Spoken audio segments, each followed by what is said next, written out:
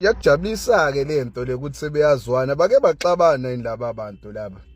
Kwaphela kwashawa idili la ukuthi kusevele mina mfethu abantu bala eSouth Africa ngiyakwazi ukuyikhipha kubona ngiphinde ngiyibuyisele kubona mfethu wami. So la so shaya ngathi siyaxabana mfethu kanti asixabene sixabane siphinde sixolelane siphinde siqhubeke nomsebenzi siqhubeke sireceive ama briefcase mfethu wami. Because manje phela inhloso la ukuthi kubulawe lento yeMarch and March because uJacinta leyanto uyenza ngokweqiniso laba abanye bayimarket mfethu wami. Because kuvelile ukuthi iCountry kunemali ezitholayo ngokuthi mfethu kube khona ama-foreigner amaningi ukuthi bavulela ama-foreigner la eSouth Africa mfethu yabo kunamazwe abafandayo mfethu yabo uyichazile uzero leyanto lana yabo. So Jacinta leyanto eMarch and March umeyenza ngokweqiniso ufuna laba bahamba so laba ngoba siyabazi ukuthi mfethu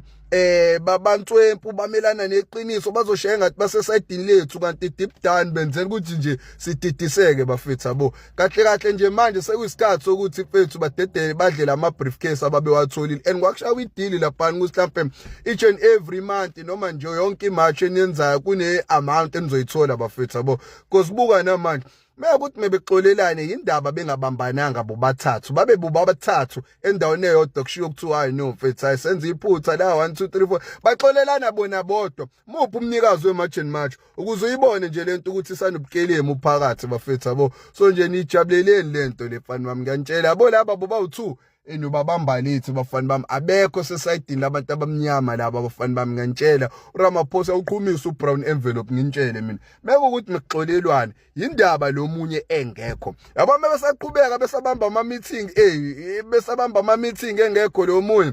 fuck mfethu kodwa haye bafethu ozani nizongithuka la we-comment section ngoba vele abanye beniyabhayiza nami nikhola zonke izinto engasile abantu mfethu ndlala mfethu baba badala mfethu benze ngathi basesayidini lethu bafuna ukulungisa iCountry kanti nabo bayishayela imali side labo bafethu kodwa haye bafethu ozani nizongithuka kwi-comment section kodwa nje mekuthi ujabuliswe ilento le angikuthathi serious bafethu abakaze vele baxabana kwakwenziwa thina izilimi.